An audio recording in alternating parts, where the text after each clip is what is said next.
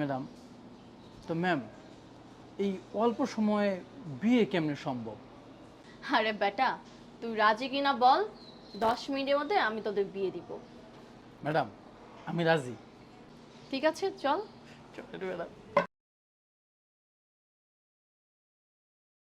উকিল সাহেব, এই হচ্ছে আমার বোন আর তার হাজব্যান্ড।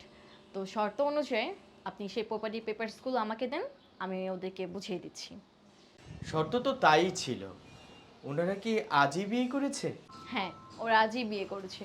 আপনি ফাইলটি আমাকে দিন, আমি ওদেরকে বুঝিয়ে দিচ্ছি। হুম। আচ্ছা, এই নিন। আজ তাহলে আমি আসি।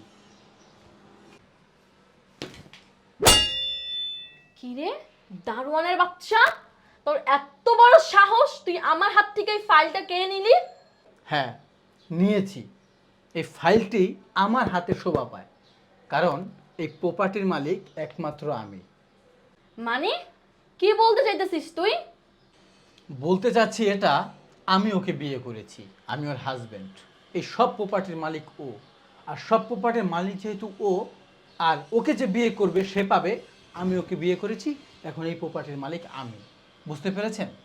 এই ফকিন্নির বাচ্চা, তোর সাথে কি আমার এই ডিল ছিল? বেশি কথা না বাড়ায় ফাইলটা আমার হাতে দে, তা না